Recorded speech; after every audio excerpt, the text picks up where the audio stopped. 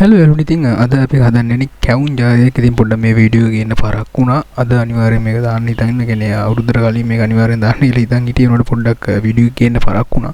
ඉතින් මේ කැවුම සාමාන්‍ය ඕගොල්ලෝ දැක්කම නිකන් මුං ඇට කැවුම් හදමු මුං ගුලි වගේ තේරෙයි. ඉතින් මෙතනදී මේක හදන වර්ග දෙකක් තියෙනවා. ඉතින් සමහරක් අවස්ථාවලදී මේක හදන වර්ග දෙක අනුව මේක නම් දෙකක් කියනවා.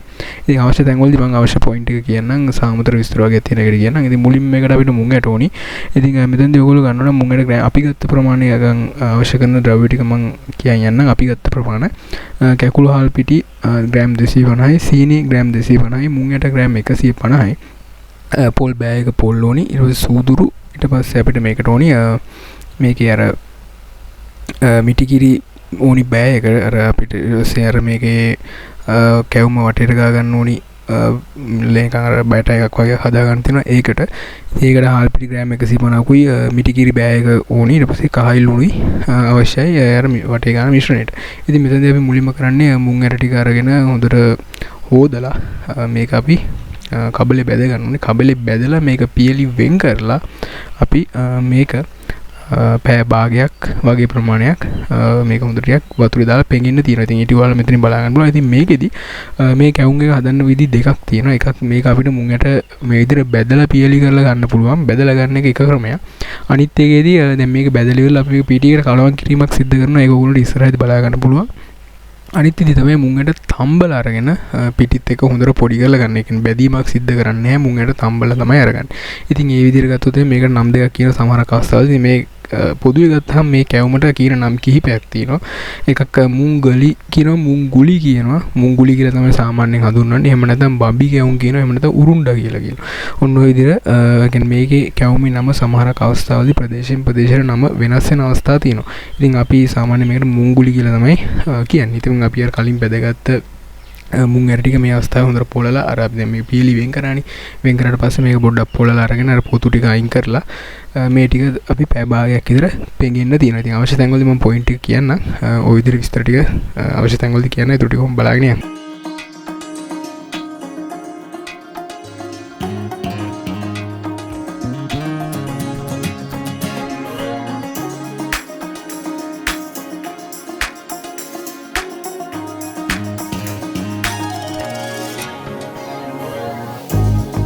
ඉතින් අපි අර කලින් කිව්වා මේකට හාල් පිටි අවශ්‍යයි. අපි කකුළු හාල් පිටි ගත්තා. ඉතින් ඒ ටික අපි පොඩ්ඩක් තාච්චියකට දාලා බැද ගන්න ඕන. ටිකක් විනාඩි 10ක් 12ක් වගේ බැදගෙන මේක හොඳට හලා ගන්න ඕනේ. ඉතින් අවශ්‍ය ද්‍රව්‍ය ටික මම ආයි කියන්නම්. කකුළු හාල් ග්‍රෑම් 250යි, සීනි ග්‍රෑම් 250යි, මුං ඇට 150යි, මේක පොල් බෑ එක පොල් ඕනි, සූදුරු ඕනි, ඊට පස්සේ හාල් පිටි ග්‍රෑම් 150ක් ඕනි වෙනම අර වටේ ගන්න බැට එක හදන්න. ඒකට ඊට පස්සේ මිටිකිරි බෑයක්, කියන්නේ මිටිකිරි ඕනි, පොල් බෑ එක මිටිකිරි. මිටිකිරි කියන්නේ පළවෙනි කිරි ටික පළවෙනි පාර මේවා කරලා ගන්න ඕගොල්ලෝ දන්නවනේ. ඉතින් කහයි ලුණුයි ඕනි. ඉතින් මේ ටික බැදගත්තට පස්සේ අපිට මේක පෙනේලකින් සියුම් වෙන්න නිකන් හලලා ගන්න මේ ටික ඔයගොල්ලෝ දන්න කැට කැට තියෙන ටික අතින් පොඩ්ඩක් පොඩි කරලා හොඳට මේක හලලා අරගන්න.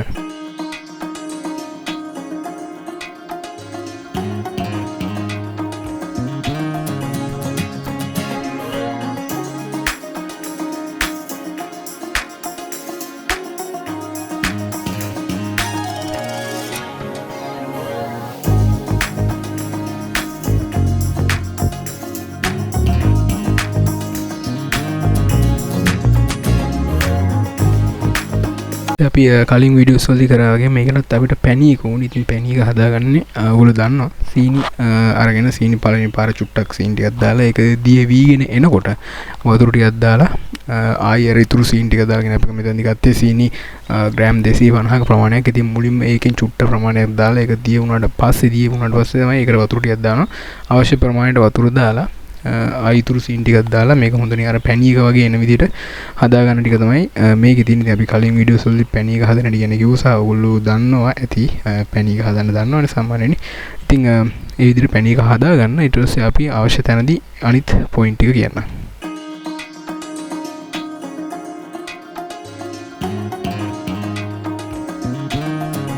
ඉතින් මේක රස පදමට ඔයගොල්ලෝ ලුණු ටිකක් දාගන්න. ලුණු අවශ්‍ය ප්‍රමාණයට දාගෙන අපි ඔයාලට මම කිව්වා පොල් බෑග පොල් ඕනි කියලා. ඉතින් මේක හොඳට මේ වෙයිගෙන එනකොට දිය වීගෙන වගේදී පොල් ටික අපි මේකට එකතු කරනවා.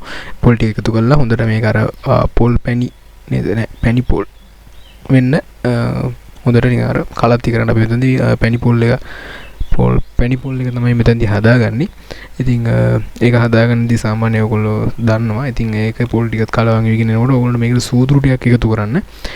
සූදුරු ටික එකතු කරලා අපි ඔයගොල්ලෝ මතකද අපි කලින් පෑ භාගයක් පෙඟෙන්න දැම්මා මුං එර ටික.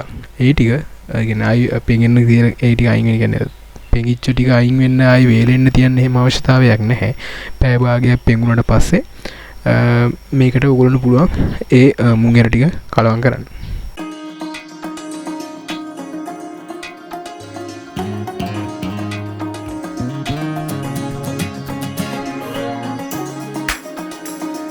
අපිට කරන්න තියෙන්නේ අපි මතක ඇති හාල් පිටි කැකුළු හාල් පිටි ග්‍රෑම් 250 මේකට එකතු කරන්න ඕනේ. දැන් මෙතනදී ඕගොල්ලන්ට මේක පොඩ්ඩක් දිය ගතිය වැඩි වුණොත් බැරිලාකත් ඕගොල්ලන්ගේ පදමතර වතුර දාන ප්‍රමාණයේදීම පොඩ්ඩක් වෙනස් වෙලා දිය ගතිය වැඩි වුණොත් එහෙම ඕගොල්ලන්ට මේකට තව පිටි ටිකක් එකතු කරගන්න පුළුවන්. ඒ කියන්නේ පිටි වැඩි වුණාම මේකට මේකේ අර දිය ගතිය අඩු කර ගැනීම හැකියාවක් තියෙනවා. ඉතින් ඔය චුට්ට ඔහොම බලාගෙන ඊටු ටිකද මම අවශ්‍ය තැනදී මේ පොයින්ට් ටික කියන්නම්.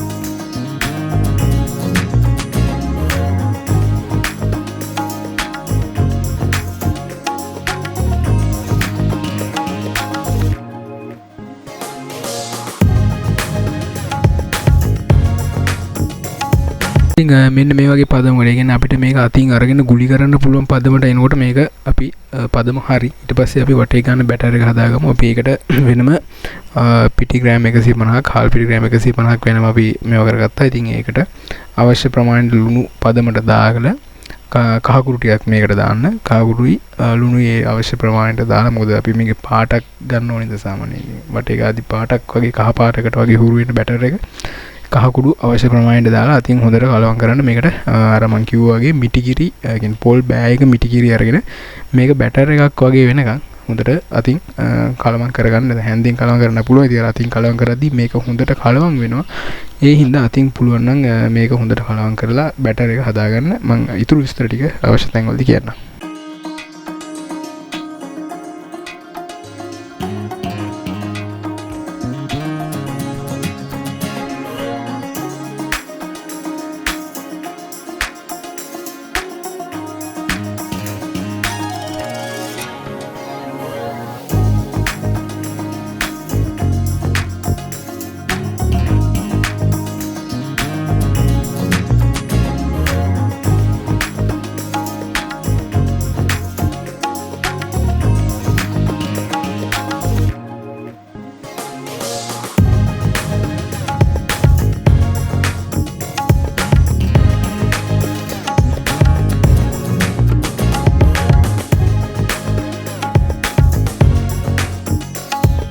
ඔය වගේ පදමකට ආවට පස්සේ අපිට තියෙන්නේ අර අපි කලින් අයින් කරලා තිබ්බ මිශ්‍රණය අතින් අරගෙන බෝලයක් වගේ හදලා ওই මිශ්‍රණය ගාලා තෙලේ බදින්න තමයි තියෙන්නේ. ඊටු ටික නෝමල් විදිහට තමයි තියෙන්නේ. ඔයගොල්ලන්ට ඒක බලාගත්තාම තේරුම් ගන්න පුළුවන් අවශ්‍ය පොයින්ට්ස් කියන්නේ කරුණු ටික මම කලින් වීඩියෝස් ටික මේකේ කලින් කියලා තියෙනවා.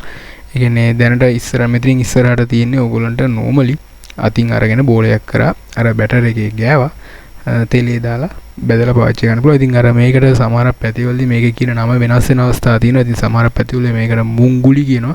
සමහර පැතිවල මේකට බම්බි කැවුම් උන්න වගේ කියනවා. ඉතින් කොහොමද දේශීයව අපේ කැවුම් වර්ගයෙන් කැවිලි වර්ග කැවුම් වර්ග 18ක් විතර තියෙනවා කියලා සඳහන් වෙනවා. ඉතින් අපි බලමු ඉස්සරහට ඒව හොයාගන්න හම්බුනොත් අපි හදමු ඒවා එකින් එක. දැනට කැවුම් වර්ග කිහිපයක් දාලා තියෙනවා.